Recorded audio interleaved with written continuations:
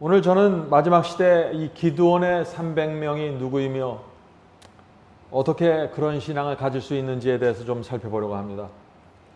요즘 세계 이곳저곳에서 일어나는 일들을 보면은 예수께서 아주 가까이 오고 계시다 하는 느낌을 받게 됩니다.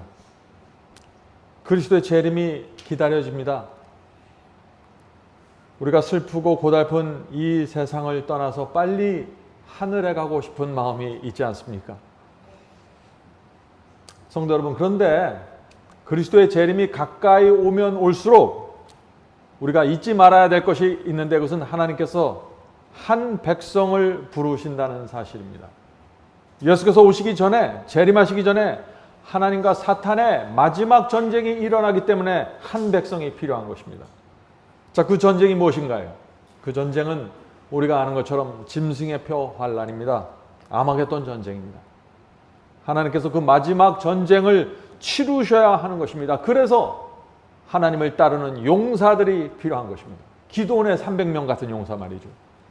사탄은 지금 사탄의 세력을 모으는 것입니다. 사탄은 거짓 복음에 미혹된 사람들을 모아서 자신의 세력으로 만들어가고 있습니다. 그 반대편에서는 또 하나님께서 하나님을 충성스럽게 따르는 성도들을 모으시는 것입니다. 그래서 이 두 무리의 사람들이 마지막 때 한 번 전 세계적으로 크게 충돌하는데 그것이 마지막 전쟁이고 짐승의 표 환란입니다. 자, 그런데 문제는 이것입니다. 하나님께서 그 마지막 전쟁을 위해서 어떤 사람들을 부르실까요? 하는 질문입니다. 어떤 사람들을 선택하실까요? 하는 질문입니다. 오늘 기드온 이야기를 통해서 우리가 이 질문에 대한 답을 찾아보려고 합니다. 우리는 기드온 시대를 잘 이해해야 합니다. 이 기드온 시대에 이스라엘 백성은 겁에 질려 있었습니다. 자, 왜 그들이 겁에 질려 있었을까요? 왜냐하면 여호수아가 죽고 여러 해 동안 이스라엘은 미디안족, 가나안족의 공격을 수없이 받았습니다. 괴롭힘을 당했습니다. 계속해서 패배했습니다. 그래서 이 패배주의가 이스라엘 전체를 뒤덮고 있었습니다. 성도 여러분, 그 당시 이스라엘은 패잔병이었습니다. 무서워서 숨어 다녔습니다. 이런 상황에서 하나님께서 이 기드온을 부르시고 300명을 부르셔서 이 이스라엘을 재건하셔야 하는 것입니다. 이스라엘을 하나님의 용사로 세우셔서 가나안족을 내쫓아야 하는 것입니다. 그 역사를 위해서 하나님께서 한 사람을 먼저 부르시는데 그가 누구인가요? 그가 누구예요? 그가 기드온입니다. 사사기 6장 11절입니다. 처음 등장하는데 기드온도 두려움 속에 있었습니다. 자, 그 말씀을 읽어볼까요? 사사기 6장 11절입니다. 요아스의 아들 기드온이 미디안 사람에게 알리지 아니하려. 자, 미디안 사람들 몰래 알리지 아니하려 밀을 포도주 틀에서 타작하더니. 자, 기드온이 밀을 타작하는데 포도주 틀에 넣어서 타작했다고 했어요. 왜 그랬을까요? 무서워서입니다. 기드온이 겁에 질려서 미디안 사람들 몰래 밀을 포도주 틀에 넣고 타작해서 먹을 것을 준비한 것입니다. 자, 그때 기드온에게 천사가 나타나서 하나님의 말씀을 전합니다. 사사기 6장 12절 13절입니다. 사사기 6장 12절 13절. 여호와의 사자가 기드온에게 나타나 이르되 큰 용사여. 자, 기드온은 큰 용사라고 부를 수 없는 것입니다. 왜냐하면 기드온은 지금 포도주 틀에 숨어서 밀을 타작하고 있는 것입니다. 그런데 하나님께서 이 기드온을 큰 용사라고 부르시는 것입니다. 왜 그렇게 부르셨을까요? 왜냐하면 기드온은 비록 마음속에 두려움이 있었지만 하나님께서 말씀하시면 따라갈 사람이었습니다. 말씀하시면 굴복할 사람이었습니다. 그것이 하나님께서 기드온을 큰 용사라고 부르신 이유입니다. 성도 여러분, 우리도 마찬가지입니다. 우리도 비록 부족하지만 주께서 말씀하시는 대로 따라갈 심령을 우리가 갖고 있다면 하나님께서 우리를 큰 용사로 보시고 우리를 인도하시는 것입니다. 자, 계속해서 읽어보죠. 여호와께서 너와 함께 계시도다. 기드온이 그에게 대답하여 나의 주 여호와께서 우리와 함께 계시면 어찌하여 이 모든 일이 우리에게 미쳤나이까? 또 우리 열조가 일찍 우리에게 이르기를 여호와께서 우리를 애굽에서 나오게 하신 것이 아니냐 한 그 모든 이적이 어디 있나이까? 이제 여호와께서 우리를 버리사 미디안의 손에 붙이셨나이다. 성도 여러분, 이것이 그 당시에 느꼈던 솔직한 감정입니다. 이렇게 얘기하는 것입니다. 우리 조상들에게는 하나님께서 함께 계셔서 온갖 기적이 나타났는데 우리에게는 아무 기적이 없습니다. 우리는 오랫동안 미디안의 조롱거리로 되었습니다. 나도 미디안족에게 양식을 빼앗길까 봐 몰래 숨어서 지금 타작하고 있는 것입니다. 나는 큰 용사가 아닙니다. 성도 여러분, 이것이 기드온의 절망이었습니다. 성도 여러분, 우리가 오늘 나누는 말씀은 무엇이냐면요, 두려워 떨던 배잔병을 하나님께서 일으키셔서 큰 용사로 만드시는 방법을 우리가 살펴보는 것입니다. 우리가 이 하나님의 방법을 알면은 우리처럼 부족한 사람에게도 희망이 있다는 사실을 우리가 깨닫게 되는 것입니다. 성도 여러분, 지난 한 주일 동안 몰래 숨어 살으셨나요? 패잔병이 되었습니까? 두려우셨습니까? 오늘 말씀을 통해서 큰 소망을 갖고 나가게 되길 제가 간절히 바랍니다. 자, 사사기 6장 14절 보겠습니다. 여호와께서 그를 돌아보아 가라사대 너는 이 내 힘을 의지하고 가서 이스라엘을 미디안의 손에서 구원하라. 내가 너를 보낸 것이 아니냐. 지금 우주 최고의 신 하나님께서 기드온에게 지금 말씀하시는 것입니다. 너는 내 힘을 의지해서 이스라엘을 구하라 라고 하시는 것입니다. 자, 이 말을 듣고 기드온의 마음에 용기가 충천했을까요? 당연히 그렇게 되어야 하는데 그렇게 되지 못했습니다. 여전히 두려워했습니다. 왜 그랬을까요? 하나님께서 말씀하시는데, 하나님께서 내가 네 편이 되어주겠다고 말씀하시는데 이 기드온의 마음속에서 용기가 올라오지 않는 것입니다. 왜냐하면 이 기드온의 눈으로 볼 때 그것은 아주 불가능하게 보였기 때문입니다. 미디안은 그 지역의 최대 강대국이었습니다. 이스라엘은 지난 수년 동안 패배와 수탈을 당해왔습니다. 온 백성이 지금 숨어서 도망다니는 것입니다. 미를 타작하려고 해도 숨어서 할 수밖에 없는 그런 상황이에요. 성도 여러분, 우리가 이것을 이해해야 합니다. 오랫동안 세상에 끌려다니면서 믿음을 잃어버리면은 하나님께서 나를 의지하면 승리할 수 있다는 성경 말씀을 보아도 믿지 못하는 것입니다. 두려워하는 것입니다. 용기를 내지 못하는 것입니다. 지난 수년 동안 나는 그렇게 살지 못했습니다. 나는 하나님의 능력을 경험하지 못했습니다. 성도 여러분, 이것이 오늘날 교회의 모습이 아닌가요? 승리할 수 있다는 복음을 전해도 많은 사람들이 의심의 눈초리로 곁눈질하면서 보는 것입니다. 두려워합니다. 믿으려고 하지 않습니다. 하나님께서 우리와 함께 하시면 승리할 수 있다는 이 복음이 힘을 잃어가고 있는 것입니다. 성도 여러분, 하늘 가나안이 가까이 올 때 우리가 기억해야 될 것은 용기가 필요하다는 것입니다.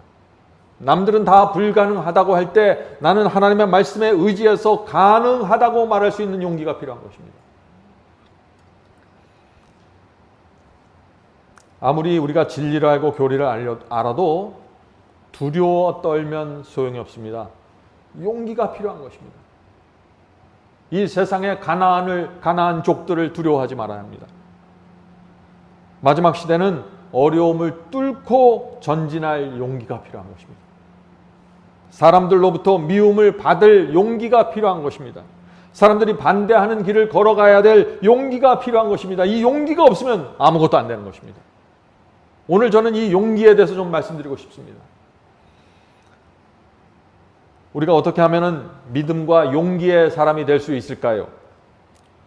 우리가 내 자신을 보면은요, 믿음과 용기를 낼 수 없습니다. 그래서 우리가 하나님의 능력을 보아야 하는 것입니다.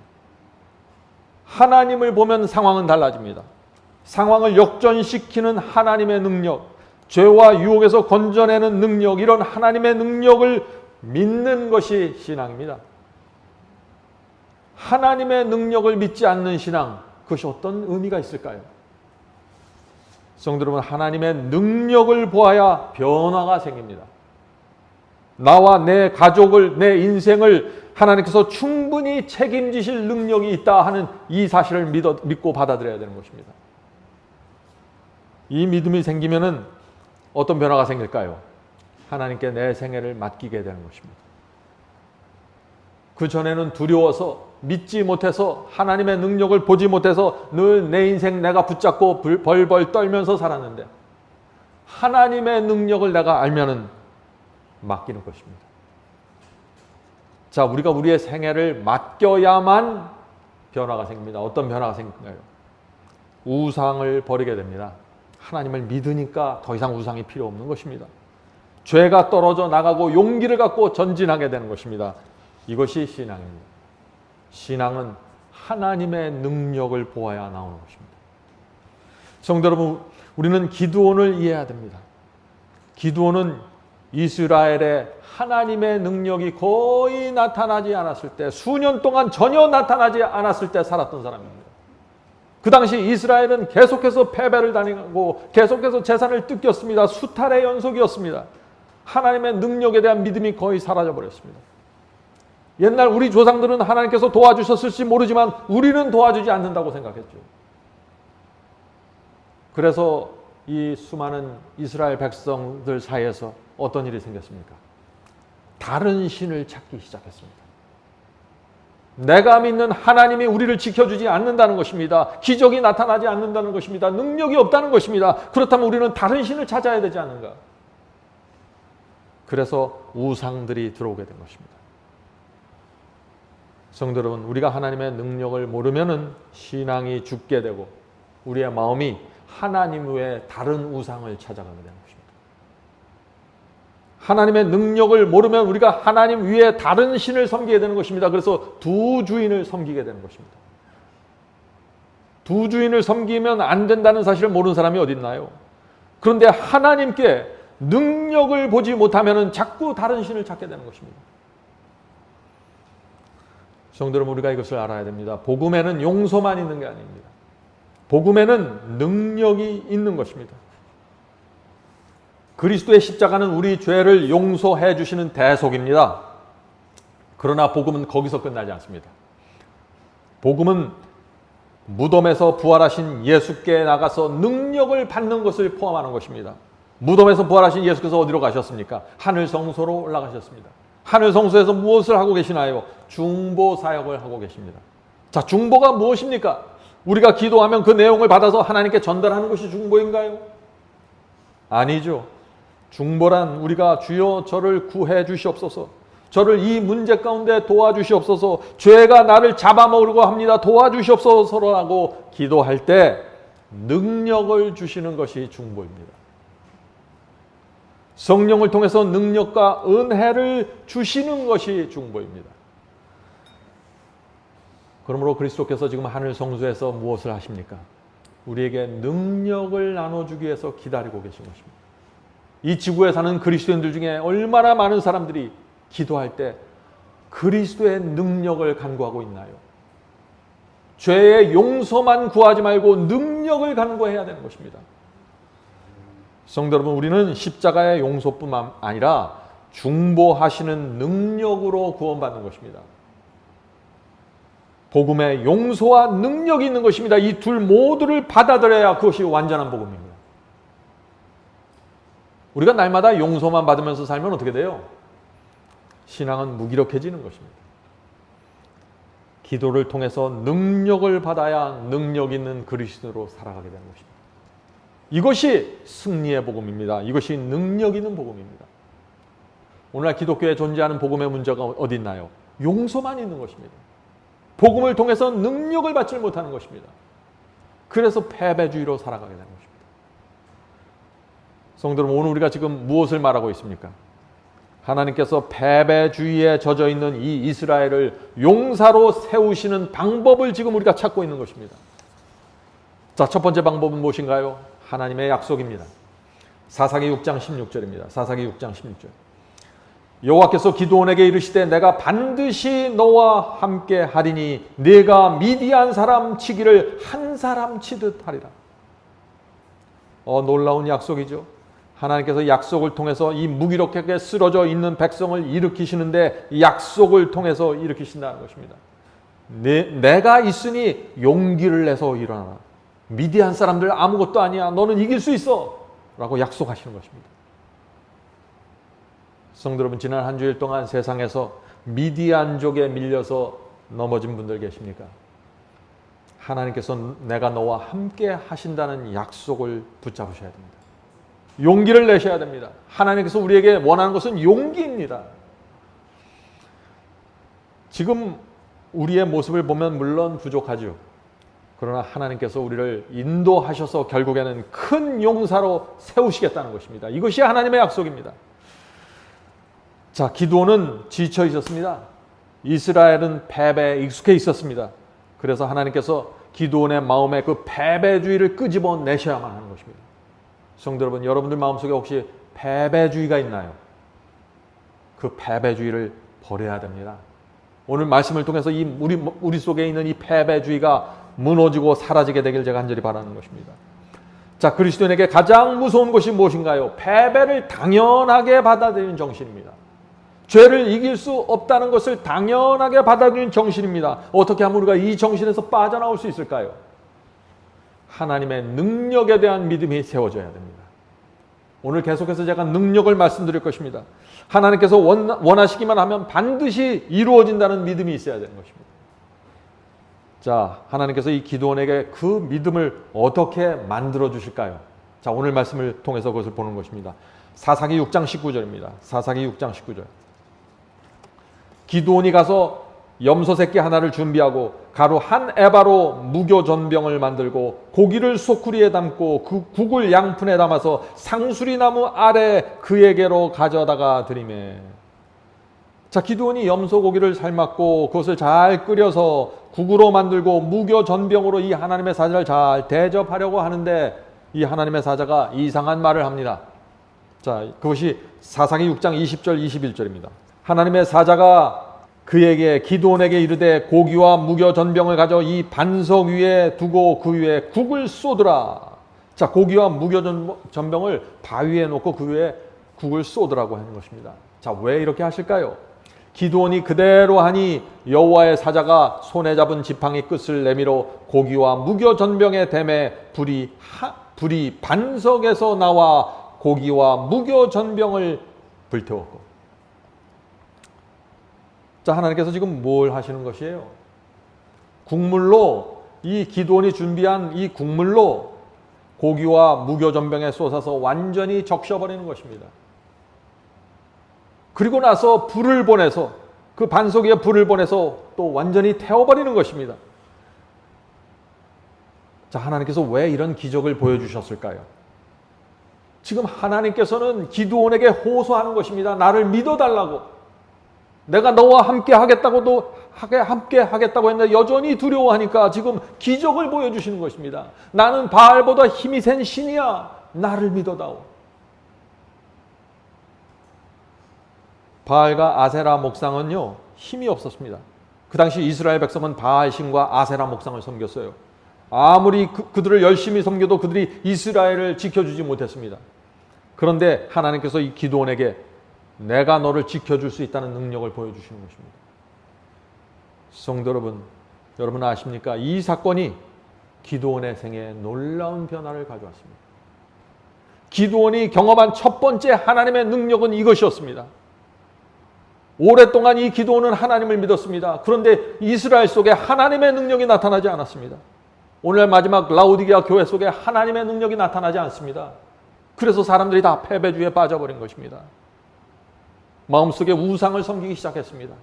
하나님 갖고는 부족하다고 생각하는 것이죠.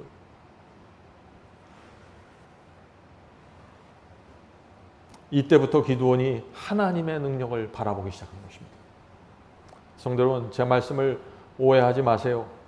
저는 지금 기적을 우리가 기대하면서 살라는 얘기가 아닙니다.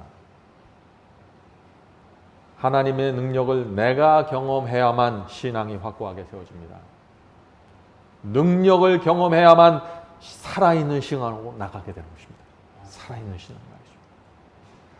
세상에 살던 나를 하나님 앞에 굴복시키는 능력, 성령의 능력, 우리가 그것을 믿어야 하는 것입니다.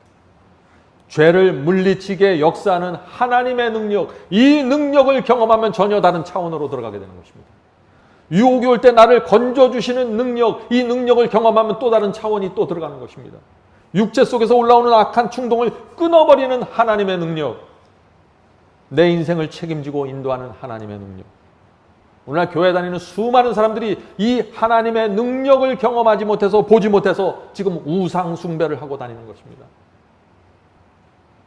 이런 능력을 우리가 개인적으로 경험하면은 우리는 또 다른 차원의 신앙으로 들어가게 되는 것입니다. 하나님의 능력을 바라보면서 살게 되는 것입니다. 많은 사람들이 용서만 바라보고 살 때 하나님의 능력을 하면 능력을 바라보면서 가게 되는 것입니다. 성도 여러분, 우리가 하나님의 능력을 알면 어떻게 될까요? 전심으로 하나님을 믿고 의지하게 됩니다. 왜요? 힘이 있으니까요. 하나님은 힘이 있다는 것을 내가 아는 것입니다. 힘이 있다는 사실을 알면 자연히 믿게 되는 것입니다. 자연히 의지하게 되는 것입니다. 급한 일이 있으면 자연히 그 능력으로 가서 도와달라고 간구하는 것이죠.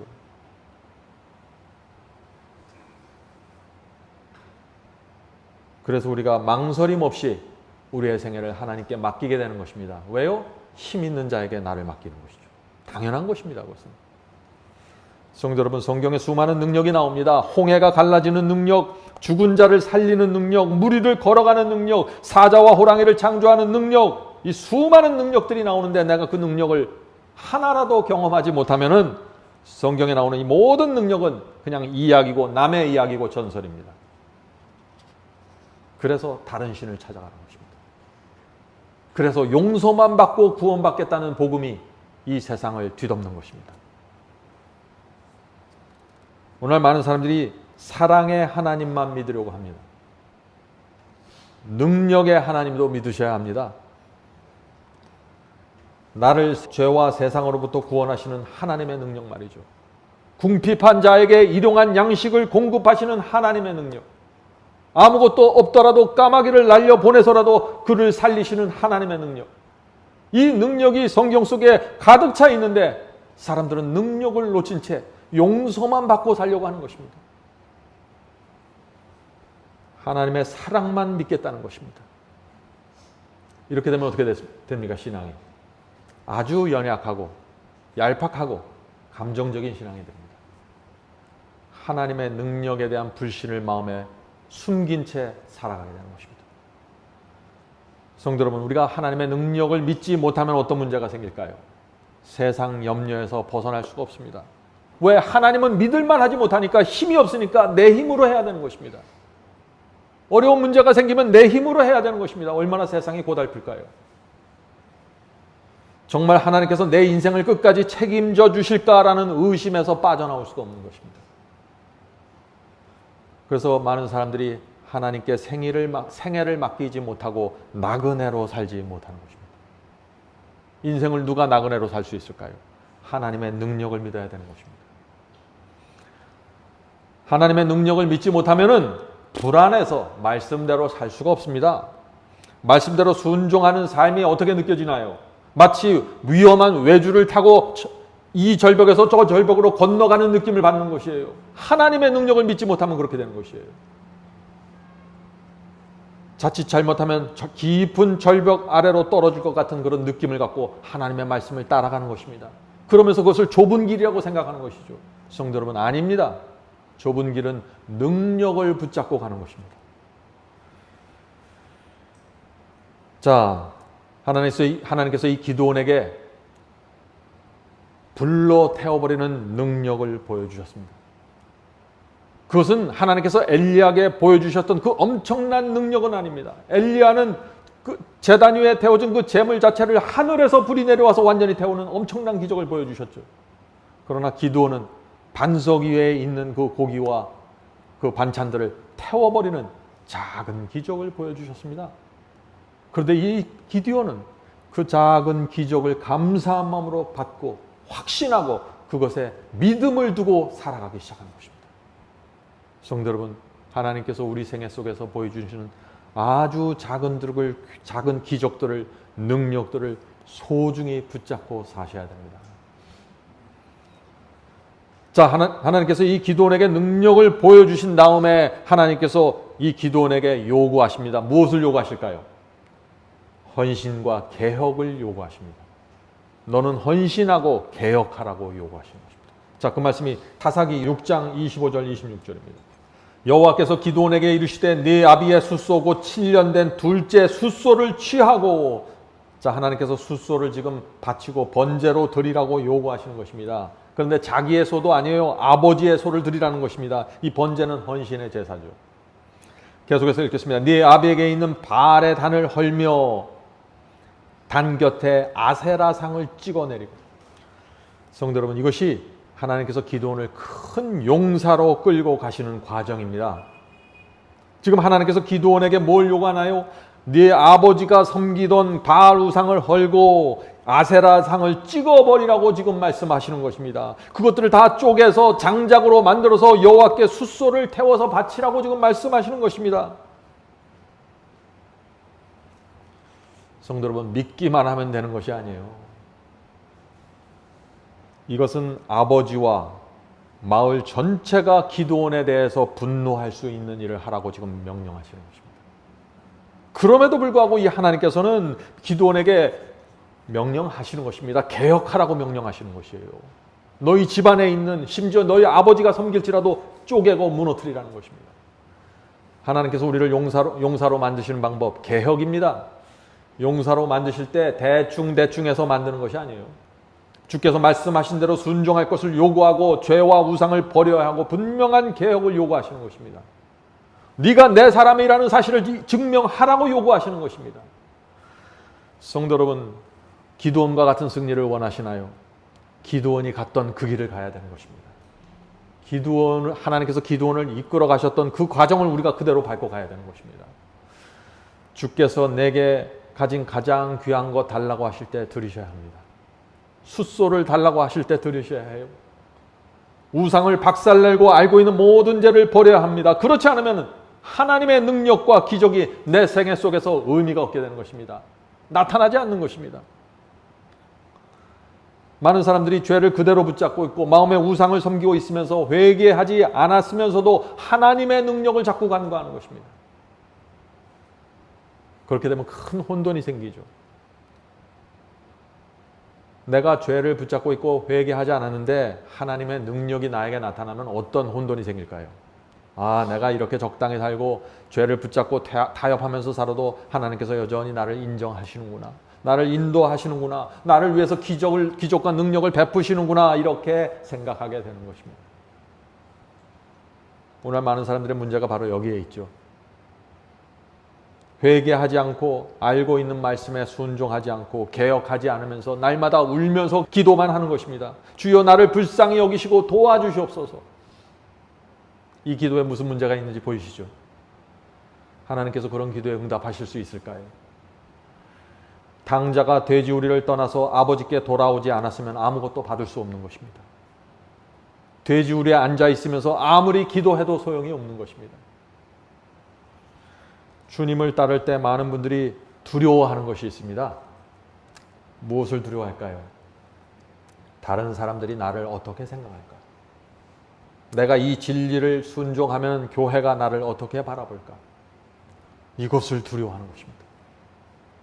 하나님께서는 나를 위해서 피를 흘리고 죽으셨는데 지금 하나님을 따른다고 하는 사람들이 이 사람 눈치 보고 저 교회 눈치 보면서 신앙하고 있는 것입니다. 이건 신앙이 아니죠.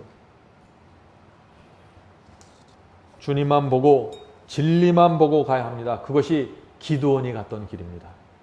사사기 6장 27절 보겠습니다. 사사기 6장 27절. 기드온이 종 열을 데리고 여호와의 말씀하신 대로 행하되 아비의 가족과 그 성읍 사람들을 두려워함으로. 자, 기드온도 두려워했어요. 하나님께서 이 아버지의 우상, 동네 우상들 다 무너뜨리고 다 파라할 때 무서운 것입니다. 그런데 그는 포기하진 않았어요. 계속해서 읽어보죠. 이 일을, 자, 바알상 무너뜨리고 아세라 목상 찍어서 불태우는 이 일을 감히 백주의 대낮에 행하지 못하고 밤에 행하느니라. 자, 아버지와 마을 사람들이 극심히 반대할 걸 아니까 밤에 몰래 우상을 쪼개고 불태웠다는 것입니다. 아침에 아버지와 마을 사람들이 일어나 보니 어떤 일이 생겼습니까? 자신들이 섬겼던 우상들이 엉망이 돼버린 것입니다. 어떻게 됐을까요? 사람들이 나와서 야, 기드온 너 잘했다. 우리도 저거 없애고 싶었는데 네가 없애줘서 고맙다. 이렇게 했을까요? 아닙니다. 참 이상하죠. 이 마을 사람들은요, 하나님을 믿던 이스라엘 사람들이었어요. 그런데 기드온이 우상을 없앴다고 하니까 지금 기드온을 찾아와서 잡아 죽이려고 하는 것입니다. 어떻게 이럴 수가 있을까요? 성도 여러분, 오류를 진리로 세우고 말씀대로 설교하고 개혁하면요, 사탄이 가만 내버려 두질 않아요. 진리의 말씀을 그대로 세우면, 오류가 편만한 곳에, 거짓 복음이 편만한 곳에 진리를 정확하게 세우면은요, 하이에나 떼들이 몰려와요. 여러분들 아세요? 하이에나 떼들이 몰려와서 물고 뜯으려고 달려들어요. 그래서 두려움이 있는 것입니다. 저는 제 인생에서 그런 경험을 여러 번 했습니다. 여러분도 한번 실험해 보세요. 어떤 교회에 잘못된 교리가 세워져 있는데 그 교회에서 진리를 정확하게 선포하고 나누는 어떤 일이 생길까요? 참 어려운 일들이 생기는 것입니다. 사사기 6장 33절 보겠습니다. 사사기 6장 33절. 때 미디안 사람과 아말렉 사람과 동방 사람들이 다 모여, 자, 지금 우상을 타파하고 지금 완전히 개혁하고 있는데, 그때 마침 미디안 사람과 아말렉 사람과 동방 사람들이, 이 가나안족들이 다 몰려와서 요단을 건너와서 이스라엘 골짜기에 진을 친지라. 자, 성도 여러분, 미디안족과 아말렉족과 동방 사람들이 지금 연합해서 군대를 만들어서 몰려왔다 하는 것입니다. 자, 몇 사람이 모였을까요? 그들의 군대가 몇 명입니까? 사사기 8장을 보면 13만 5천 명이라고 했습니다. 13만 5천 명. 이 13만 5천이라고 하면 지금도 작은 숫자가 아니죠. 엄청난 대군입니다. 그런데 그 당시 이스라엘은 어떤 형편이었어요? 오랫동안, 수년 동안 패배만 해서 도망다니고, 심지어 먹을 것을 추수할 때도 숨어서 해야 되는 상황이에요. 그런데 14만 5천 명이 몰려온 것입니다. 그것은 불가능하게 보이는 전쟁입니다. 패배가 누가 봐도 분명합니다. 그래서 하나님께서 이 기드온에게 내가 너와 함께 하겠다고 말씀하셔도 기드온이 두려워했던 것입니다. 기드온이 그런 상황에서 전쟁을 위해서 부르심을 받는 것입니다. 성도 여러분, 우리도 지금 이런 상황에서 부르심을 받고 있는 것이에요. 여러분들, 우리의 상황을 정확하게 보셔야 돼요. 기독교 전체가 지금 어둠 속에 있는 것입니다. 바벨론이 되어버렸다고 요한계시록은 선포하고 있는 것입니다. 그런 상황 속에서 하나님께서 한 무리를 부르시는데 그들에게 필요한 것이 뭐예요? 용기입니다. 하나님께서 앞장서시면 가능합니다고 믿는 믿음입니다. 성도 여러분, 이 전쟁은 우리의 힘으로 불가능한 전쟁입니다. 하나님의 능력을 그래서 우리는 높이 들어 올려야 합니다. 나를 들어 올리면 아무것도 일어나지 않아요. 그건 완전한 패배입니다. 하나님의 능력만 나타나야 되는 것입니다.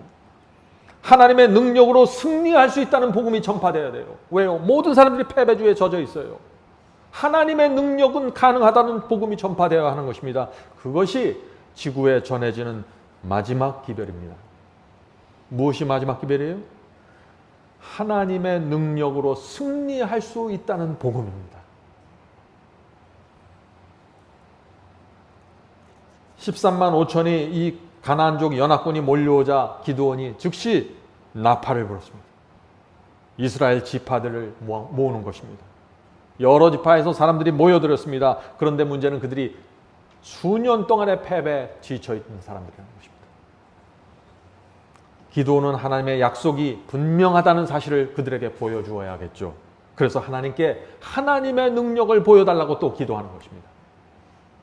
기드온 이야기는 단순히 기적 이야기가 아니에요.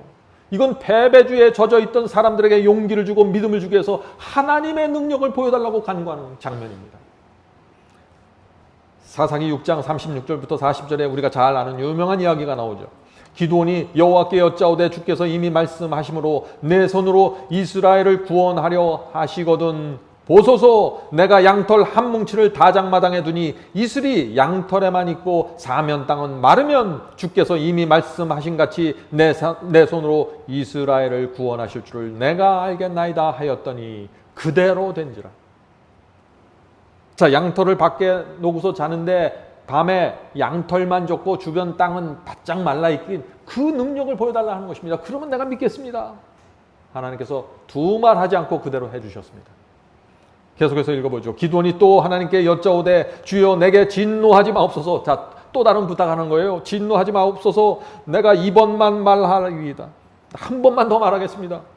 구하옵노니 나로 다시 한번 양털로 시험하게 하소서. 양털만 마르고 사면 땅에는 다 이슬이 있게 하옵소서 하였더니 이 밤에 하나님이 그대로 행하시니 곧 양털만 마르고 사면 땅에는 다 이슬이 있었더라.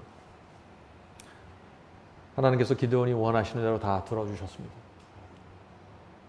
하나님은 기적을 보여주기 원하는 분이 아닙니다. 능력을 보여주기 원하시는 것입니다. 지금도 마찬가지입니다. 하나님께서는 저와 여러분이 하나님의 능력을 보기를 원하시는 것입니다. 은혜와 사랑만 보지 말고 능력을 받아오. 그래야 너희들이 살아날 수 있다. 그 얘기를 하시는 것이에요.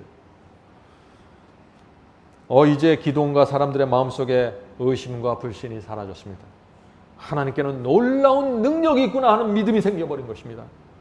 그래서 13만 5천의 대군과 싸우기로 이들이 결정했던 것입니다. 성도 여러분, 이 시대는 능력이 사라진 시대입니다. 보이지 않는 시대입니다. 그런데 하나님과 사탄의 마지막 전쟁이 다가오고 있는 것입니다. 그러므로 지금 우리가 무엇을 봐야 될까요? 하나님의 능력에 집중하셔야 됩니다. 우리 마음에 의심과 불신이 있으면 마지막 전쟁을 위해서 준비될 수 없는 것입니다. 하나님께서 그런 사람들을 데리고 마지막 전쟁에 나가실 수 없는 것입니다. 지금은 하나님의 말씀과 능력에 대한 전적인 신뢰가 있어야 됩니다. 어떤 상황에서도 하나님을 의지하는 그런 일들이 우리 앞에 놓여 있기 때문에 그렇습니다. 물론 우리에게는 양털의 이적, 이슬의 이적이 없을 것입니다. 그러나 하나님의 말씀, 성경 말씀 66권에 하나님의 말씀이 가득 차 있습니다. 하나님의 능력이 가득 차 있는 것입니다. 능력으로 기적을 행하시는 하나님의 능력. 우리가 그 능력을 믿고 용기를 내서 전진하는 것입니다. 그것이 기드온의 300명의 신앙입니다. 자, 이제 질문 드리겠습니다. 하나님께서 그 마지막 전쟁을 위해서 얼마나 많은 사람들을 부르실까요? 하는 질문입니다. 사사기 7장 2절입니다. 사사기 7장 2절. 여호와께서 기드온에게 이르시되 너를 쫓는 백성이 너무 많은즉 내가 그들의 손에 미디안 사람을 붙이지 아니하리니 이는 이스라엘에 나를 거스려 자긍하기를 내 손이 나를 구원하였다 할까 함이니라. 자, 이 말씀이 무슨 뜻입니까? 하나님께서 지금 나팔 소리를 듣고 모인 이스라엘 군사들이 너무 많다는 것이에요. 상대는 13만 5천인데 이스라엘은 아주 작은 숫자가 모였어요. 그런데 하나님께서 너무 많다는 것입니다. 그런데 너무 많다고 하시는 이유가 무엇이에요 지금? 이스라엘이 자긍하기를 내 손이 나를 구원하였다 할까 함이니라. 무슨 뜻인가요? 이스라엘이 내가 잘나서 이겼다고 착각할 수 있기 때문에 숫자를 줄여야겠다는 것입니다. 성도 여러분, 하나님께서는 항상 동일한 원칙으로 역사하십니다. 수많은 히브리인들이 있었지만 하나님께서는 다니엘과 세 친구를 통해서 아주 적은 숫자를 통해서 바벨론의 복음을 전파했습니다. 하나님의 능력에 의해서 복음이 전파돼서 다 입을 막고 하나님을 바라보게 되는 것입니다.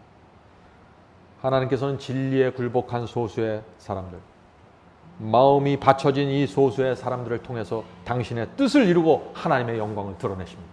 이것이 하나님의 방법이에요. 마지막 때도 마찬가지입니다. 사무엘상 14장 6절 보겠습니다. 사무엘상 14장 6절. 여호와의 구원은 사람이 많고 적음에 달리지 아니하였느니라. 하나님의 전쟁은 사람의 숫자로 결정되는 것이 아니라는 것이죠. 하나님께서 사람들을 그래서 추려내시는 것입니다. 자, 적은 숫자가 될 때까지 추려내시는 것입니다. 자, 그런데 그렇다면 우리가 알아야 될 것이 무엇인가요? 하나님께서 추려내시는 방법을 알아야겠죠. 마음이 준비되지 않는 자들은 집으로 돌려보내셨습니다. 그것이 구약시대의 이야기입니다. 이스라엘은 전쟁에 나가기 전에 신명기 말씀을 펼쳐놓고 군사들 앞에서 읽어줍니다. 자, 이 말씀을 읽어줍니다. 신명기 20장 5절부터 7절입니다. 새 집을 건축하고 낙성식을 행치 못하는 자가 있느냐? 그는 집으로 돌아갈지니. 전사하면 타인이 낙성식을 행할까 하노라. 포도원을 만들고 그 과실을 먹지 못한 자가 있느냐? 그는 집으로 돌아갈지니. 전사하면 타인이 그 과실을 먹을까 하노라. 여자와 약혼하고 그를 취하지 못한 자가 있느냐? 그는 집으로 돌아갈지니 전사하면 타인이 그를 취할까 하노라 하고. 자, 이 말씀의 취지가 무엇인가요? 온 마음을 다해서 전쟁에 집중하지 못할 사람들은 집으로 돌아가라는 것입니다. 하나님의 전쟁에 집중할 사람들만 남아있으라는 것입니다. 죽음이 두려워서 떠는 자들은 집으로 돌아가라는 것입니다. 위험에 도전하지 않으려고 하는 사람들, 세속적 이익에 마음을 둔 사람들, 전쟁을 무서워하는 사람들, 이런 사람들은 모두 걸러내었습니다. 왜 그랬을까요? 오히려 전쟁에 방해가 되기 때문이죠. 왜냐하면 이 두려움은 전염되는 것입니다. 우리 속에 한 사람이 두려워하면, 불신하면 그 불신과 두려움은 퍼져나갑니다. 그래서 하나님께서 걸러내실 수밖에 없는 것입니다. 자, 사사기 7장 3절 보겠습니다. 사사기 7장 3절. 이 기드온 시대에도 하나님께서 걸러내십니다. 이제 너는 백성의 귀에 고하여 이르기를 누구든지 두려워서 떠는 자여든 길르앗 산에서 떠나 돌아가라 하시니 이에 돌아간 백성이 22,000명이요 남은 자가 10,000명이었더라. 자, 하나님께서 어떤 사람을 골라내었습니까? 집으로 돌려보냈나요? 전쟁을 두려워서 떠는 자들입니다. 그들은 양털과 이슬로 나타난 하나님의 능력을 분명히 보았습니다. 그러나 여전히 떨었습니다. 하나님의 능력을 믿지 못했습니다. 돌려보낸 마당인 것입니다. 그래서 22,000명이 집으로 돌아갔고 10,000명이 남았습니다. 3분의 2가 두려움과 불신 때문에 집에 돌아간 것입니다. 성도 여러분, 하나님의 능력을 보고서도 두려워하는 자들 집으로 돌아가게 됩니다. 두려워하는 자들은 하나님의 전쟁에 참여할 수 없습니다. 성도 여러분, 교회 안에 두 무리가 있는 것입니다. 하나는 두려운 자들이고 하나는 용기로 전진하는 자들입니다. 용기로 전진하는 자들이 기드온의 300명이 되는 것입니다. 결국에는. 자, 우리가 어떻게 하면 이 두려움을 이길 수 있을까요? 성경은 사랑이 두려움을 이긴다고 말합니다. 주님을 정말 사랑하면 두려워하지 않게 된다는 것입니다. 그 사도 요한이 그 말씀을 했죠. 요한일서 4장 18절입니다. 요한일서 4장 18절. 사랑 안에 두려움이 없고 온전한 사랑이 두려움을 내쫓나니 두려움에는 형벌이 있습니다. 무슨 뜻인가요? 두려움 때문에 전쟁을 포기하고 두려움 때문에 진리를 포기하면 형벌이 있겠다는 것입니다. 두려워하는 자는 사랑 안에서 온전히 이루지 못하였느니라. 사도 요한이 왜 이런 말씀을 하셨을까요? 이 시대는 초대교회 시대입니다. 가난과 핍박에 시달린 교회였습니다. 두려움을 극복하지 않으면 아무도 복음을 끝까지 따라갈 수 없는 것입니다. 미혹당하게 되는 것입니다. 배반하게 되는 것입니다. 지금도 마찬가지죠. 두려움을 극복하지 못하면 좁은 길을 갈 수가 없습니다. 그런데 우리가 어떻게 두려움을 이길 수 있어요? 십자가에 나타난 주님의 사랑을 받아야 한다는 것입니다. 그 사랑을 받으면은 내 속에 있던 두려움이 나가게 된다는 것입니다. 그 사랑 앞에서 내가 두려움을 갖고 있을 수가 없다는 것입니다. 이것이 복음입니다. 다시 기드온 이야기 보죠. 하나님께서 3분의 2를 돌려보내고 10,000명만 남겼습니다. 자, 그런데 놀라운 것은 하나님께서 아직 많다고 하는 것입니다. 아직 숫자가 너무 많다고 하는 것입니다. 자, 사사기 7장 4절 보죠. 사사기 7장 4절입니다. 여호와께서 또 기드온에게 이르시되 백성이 아직도 많으니 그들을 인도하여 물가로 내려가라. 거기서 내가 너를 위하여 그들을 시험하리라. 자, 여기서부터 하나님께서 직접 시험하시겠다는 것입니다. 자, 하나님께서 왜 다시 한번 걸러내셨을까요? 두려운 자들은 다 이미 집으로 돌아갔어요. 남아있는 이 10,000명은 두려움을 극복한 사람들입니다. 그런데 여전히 전쟁을 위해서 이 10,000명이 준비되지 않았다고 하나님께서 판단하시는 것이에요. 질문을 드립니다. 하나님께서 이 전쟁에 참여하는 사람들을 어떻게 거르실까요? 하는 질문입니다. 두 단계로 걸러지는 것입니다. 이것은 중요한 말씀입니다. 첫 번째 단계는 말씀이 선포되면 준비되지 않는 사람들이 스스로 떨어져 나갑니다. 교회에서 하나님의 말씀이 있는 그대로 선포되면 어떤 일이 생깁니까? 많은 사람들이 진리를 놓고 떠나갑니다. 하나님의 말씀은 너무 무겁습니다. 어렵습니다. 지키기 힘듭니다 하면서 진리를 내려놓고 떠나가는 것입니다. 그들 마음속에 무엇이 있어요? 두려움이 있는 것입니다. 내가 세상을 어떻게 포기할 수 있습니까?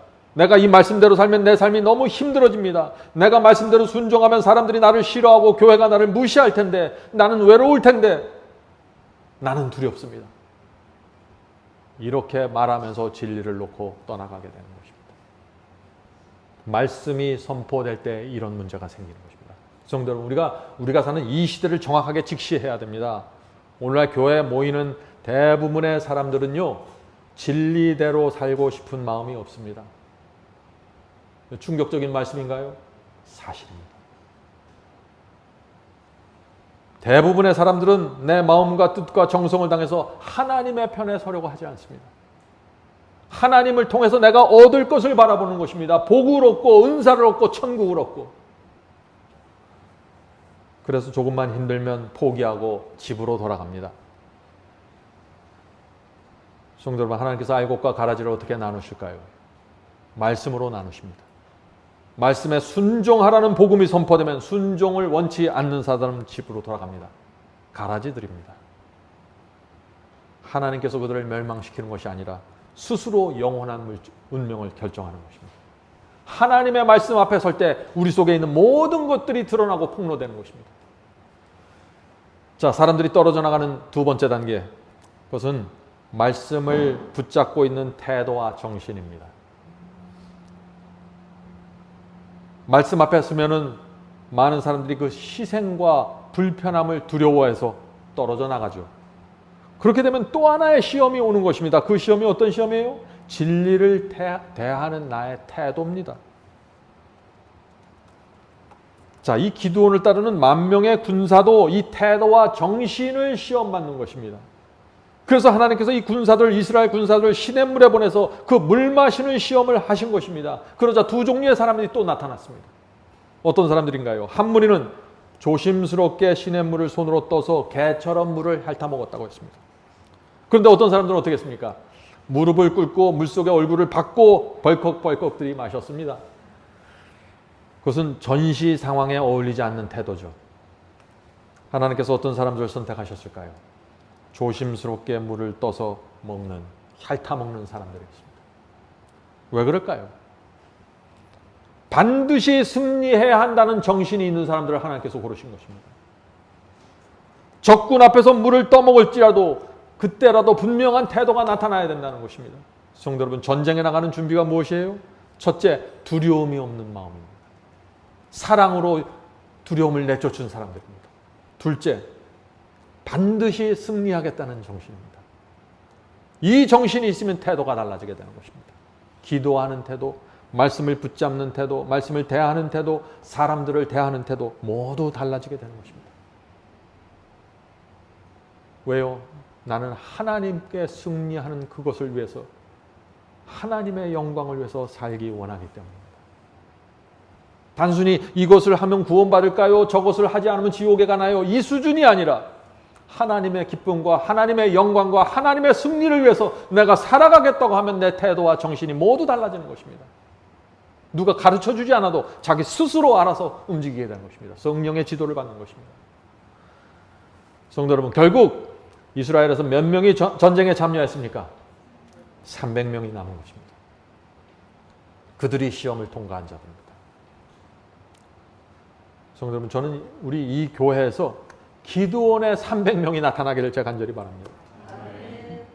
전쟁에 대한 두려움이 없는 사람들, 반드시 승리하겠다는 정신과 태도를 갖고 있는 사람들, 성령의 충만함으로 날마다 하나님께 감격하는 사람들, 전쟁터에서 싸우다가 다친 동료들을 끝까지 도와주고 끌어주는 성도들, 이 교회에서 나와줘야 되는 것입니다. 기드온의 300명입니다. 성도 여러분, 이 두려움과 불신이 한 사람 마음속에 있으면 다른 사람에게 쉽게 전염이 되어버립니다. 그런데 용기와 믿음도 강하게 전염이 됩니다. 저는 우리 교회 속에 이 믿음과 용기를 가진 몇 사람이 있어서 그 용기가, 그 믿음이 교회 전체로 퍼져나가면서 이 교회가 세워지게 되길 간절히 바랍니다. 시작은 한 사람부터 시작하는 것입니다. 항상 기드온의 300명 속에서도 이 용기와 믿음이 아주 빠르게 퍼져나갔습니다. 그들은 완전히 연합했습니다. 하나님의 약속을 굳게 붙잡고 있었습니다. 여호수아에게 주셨던 그 말씀이죠. 여호수아 1장 9절입니다. 내가 네게 명한 것이 아니냐. 마음을 강하게 하고 담대히 하라. 두려워 말며 놀라지 말라. 네가 어디로 가든지 네 하나님 나 여호와가 너와 함께 하느니라 하시니라. 기드온의 300명이 이 말씀을 붙잡았을 때 그들은 전혀 다른 사람들이 되었습니다. 성도 여러분, 하나님께서 주신 이 약속이 지금 우리에게도 동일하게 적용되는 것입니다. 너희가 어디로 가든지 내가 너와 함께 하겠다. 마음을 강하게 하고 담대히 하라. 두려워 말고 놀라지 말라고 지금 말씀하고 계시는 것입니다. 비즈니스가 흔들려도, 직장이 흔들려도 두려워하지 말라. 사람 사이의 관계에서 내가 무시당해도 두려워하지 말라. 내가 있다. 마음을 담대히 하라는 것입니다. 예수께서도 동일한 약속을 주셨습니다. 마태복음 28장 20절입니다. 내가 너희에게 분부한 모든 것을 가르쳐 지키게 하라. 볼지어다 내가 세상 끝날까지 너희와 항상 함께 있으리라 하시니라. 얼마나 놀라운 말씀입니까? 세상이 끝나는 그날까지 예수께서 우리와 함께 계시겠다는 것입니다. 그리스도인은 이 약속을 붙잡고 살아가는 사람들입니다. 자, 그런데 이 약속이 아무에게나 이루어지지는 않는다는 것입니다. 조건이 있는 것입니다. 어떤 조건인가요? 주께서 우리에게 분부하신 모든 것을 가르치고 지켜야 하는 것입니다. 부분적으로가 아니라 주께서 주신 그대로의 복음, 원래의 십계명 그대로를 지키고 가르쳐야 한다는 것입니다. 그래야만 그리스도께서 세상 끝날까지 우리와 항상 함께 하시겠다는 약속이 내 속에서 이루어지는 것입니다. 여러분, 이 약속을 믿으시겠습니까? 근데 슬픈 것은요, 오늘날 기독교회가 그렇지 못하다는 것입니다. 오늘날 이런 설교들이 아주 당연한 진리처럼 퍼져나갑니다. 타락한 인간이 어떻게 하나님의 말씀과 계명에 순종할 수 있습니까? 우리는 죄덩어리 아닙니까? 죄를 범하는 것은 당연한 것입니다. 은혜로 구원받을 수밖에 없습니다. 더 이상 순종을 얘기하지 마십시오 하는 복음 말이죠. 왜 이런 복음이 기독교회를 뒤덮고 있을까요? 사람들이 세상을 두려워하기 때문이죠. 죄와 싸우는 전쟁을 두려워합니다. 내가 주님을 위해서 무엇을 포기하고 내려놓는 것을 두려워하는 것입니다. 사랑이 내 속에 있는 두려움을 내쫓지 못했습니다.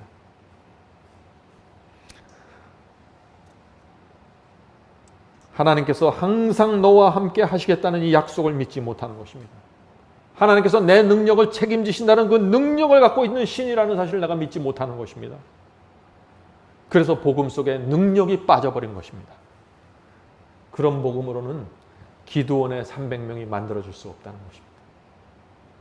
전쟁이 두려워서, 위험이 두려워서 다 집으로 돌아가게 되는 것입니다. 자, 하나님께서 이 기드온의 300명에게 무기를 주셨습니다. 어떤 무기를 주셨나요? 세 가지를 주셨죠. 나팔과 빈 항아리와 횃불입니다. 사사기 7장 16절부터 21절을 읽겠습니다. 300명을 세 대로 나누고, 자, 이 기드온의 300명이 가나안 연합군을 지금 공격하는 장면입니다. 300명을 세 부대로 나누고 각 손에 나팔과 빈 항아리를 들리고 항아리 안에는 횃불을 감추게 하고, 참 하나님께서 칼도 안 주고 창도 안 줬어요. 참 이상한 거 주셨어요. 나팔을 불라고 하고 빈 항아리를 들고 하고 횃불을 그 항아리 속에 감추겠습니다. 자, 이렇게 해서 이 미디안족을 공격하는 그 장면이 얼마나 좀 이상할까요? 하나님의 전쟁은 그런 것입니다. 미사일과 탱크로 무장된 부대가 아닙니다. 아주 단순하고 아주 겸손한 방법으로 상대를 제압하는 것입니다. 나팔을 불며 손에 가졌던 항아리를 부수니라. 세대가 나팔을 불며 항아리를 부수고 좌수에 횃불을 들고 우수에 나팔을 들어 불며 외쳐가로되 여호와여 기드온의 칼이여 하고 당시 당초에 서서 그 진을 사면으로 에워싸고 그 온 적군이 다름질하고 부르짖으며 도망하였는데, 자, 밤중에 갑자기 300명이 세 그룹으로 나눠서 갑자기 나팔을 불면서 항아리를 깨자 어떤 일이 생겼어요? 항아리 속에 감추었던 이 횃불이 이곳저곳에서 동시에 나타납니다. 그러면서 여호와의 횃불이라 기드온의 칼이라 라고 외쳤어요.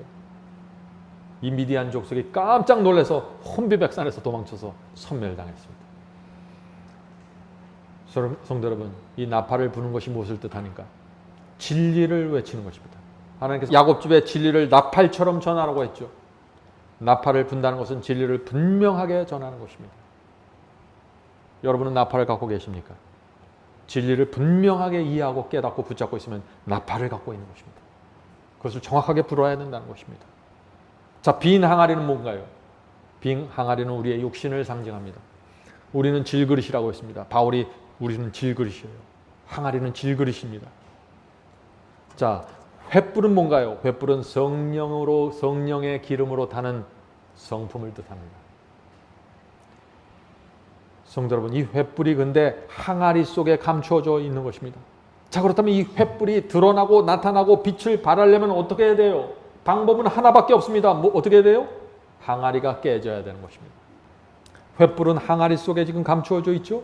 자, 그렇다면 이 횃불이 나타날 수 있는 유일한 방법이 무엇입니까? 횃불이 나타나려면 어떻게 돼야 돼요? 항아리가 깨져야 돼요. 그래서 이 기드온의 300명의 항아리를 깨뜨린 것입니다. 횃불이 나타나게 하기 위해서 항아리는 깨져야 합니다. 이것이 마지막 전쟁에서 승리하는 비결입니다. 항아리가 누군가요? 자아입니다. 내가 깨져야 합니다. 내가 깨져야 성령으로 불타는 성품이 나타나는 것입니다. 내가 살아있으면 내 항아리가 깨지지 않으면 횃불은 나타날 수 없는 것이에요. 많은 사람들이 상대편의 항아리를 깨뜨리려고 해요. 문제가 생기면 저 항아리가 문제라고 얘기하죠. 아니에요. 내 항아리가 깨지지 않은 것이 문제예요. 항상. 많은 사람들이 나팔을 붑니다. 그런데 항아리가 깨지지 않았습니다. 그래서 나팔 소리는 크게 들려오는데 빛이 나오지 않는 것입니다. 성도 여러분, 이제 우리는 깨어져야 합니다. 내가 깨어져야 합니다. 다른 사람 깨어질 거 기대하지 마시고 내가 먼저 깨어지십시오. 내가 십자가에 못 박혀야 합니다. 내가 반석에 떨어져서 내 항아리가 산산이 쪼개져야 되는 것이에요. 이것이 마지막 전쟁에서 승리하는 성도들입니다. 그래야만 항아리가 깨지면서 횃불이 환하게 하나님의 성품이 드러나게 되는 것입니다. 마지막 전쟁의 승리의 비결을 아시겠죠? 이것이 바벨론을 무너뜨리는 방법입니다. 진리가 곧바로 전해져야 됩니다. 나팔처럼 정확하게 전달이 돼야 돼요. 그러면서 동시에 진리를 전하는 사람의 항아리가 깨져야 됩니다. 성도 여러분, 우리 교회 진리의 나팔이 정확한가요? 저는 그렇다고 믿습니다. 항아리 안에 횃불이 있습니까? 저는 그렇다고 믿습니다. 그런데 이제부터 우리가 하나님 앞에 나가서 겸손하게 묻고 간구해야 될 것은 우리의 항아리입니다. 날마다 주 앞에 나가서 주여 오늘 항아리를 깨트리길 원합니다. 도와주시옵소서. 시험이 들 때 내 육체를 십자가에 못 박기를 원합니다. 항아리를 깨트리기 원합니다. 도와주시옵소서. 성도 여러분, 어떤 때는 항아리가 금방 가고 깨지질 않았어요. 아주 약해요. 항아리가. 박살을 내셔야 돼요. 저도 그걸 위해서 매일 기도하고 있습니다. 우린 이 세상에 나그네로 살기로 결정한 사람들 아니에요. 항아리 들고 살아서 뭐예요 이거. 내 자존심, 내 명예, 내 성격 지키려고 애써서 뭐 하겠어요. 이 항아리 들고. 볼품이 없어요.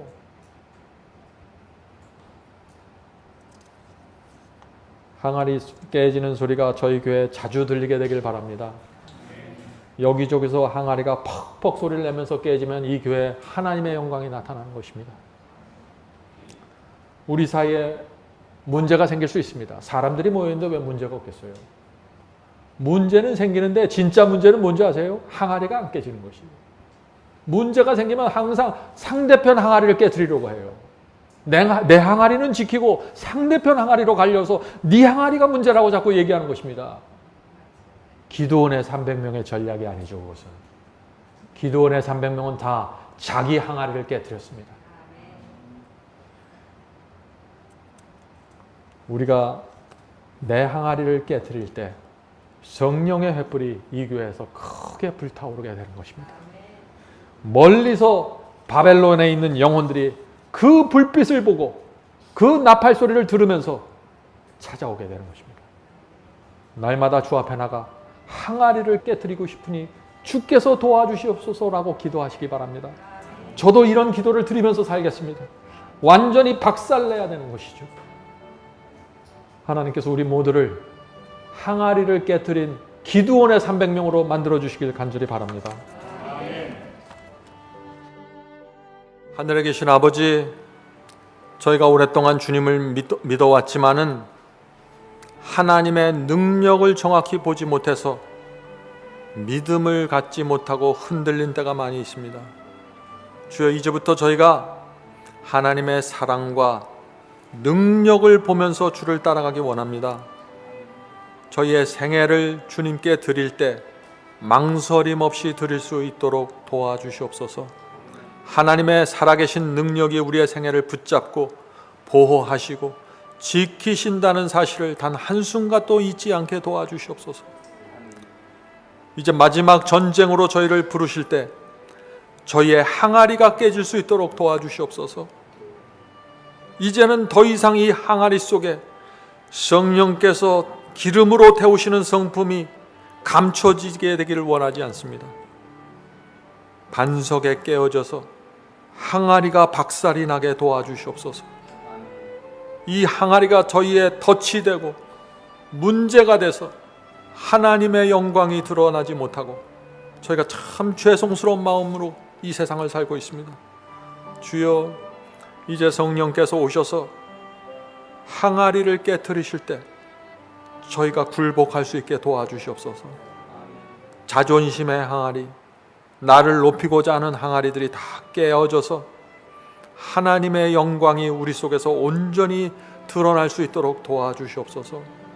하늘에 계신 아버지, 하나님께서 주신 이 나팔이 분명한 소리를 내게 불기를 원합니다. 진리를 더 분명하게 보여주시옵소서.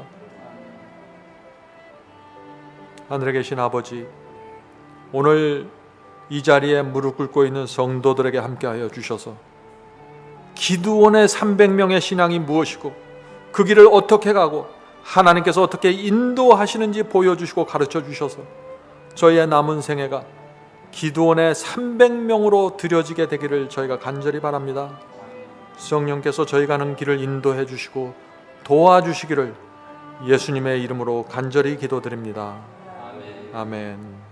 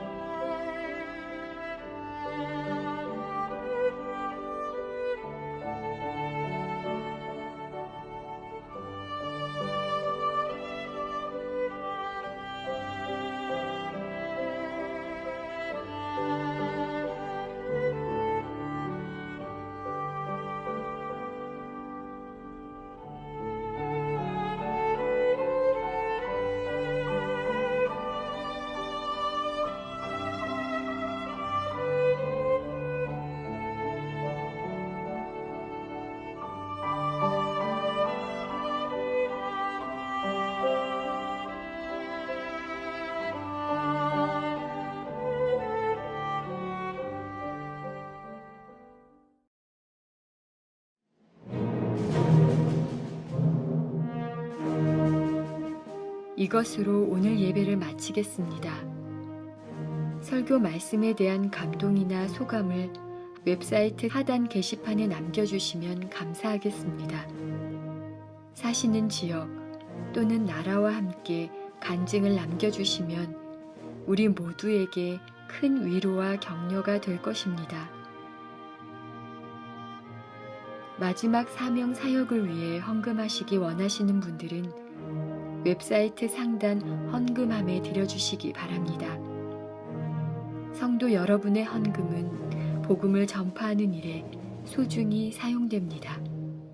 그럼 다음 주 이 시간에 다시 뵙겠습니다. 마지막 사명 인터넷 교회 교우 여러분, 하나님의 은혜와 평강이 함께 하시길 간절히 바랍니다.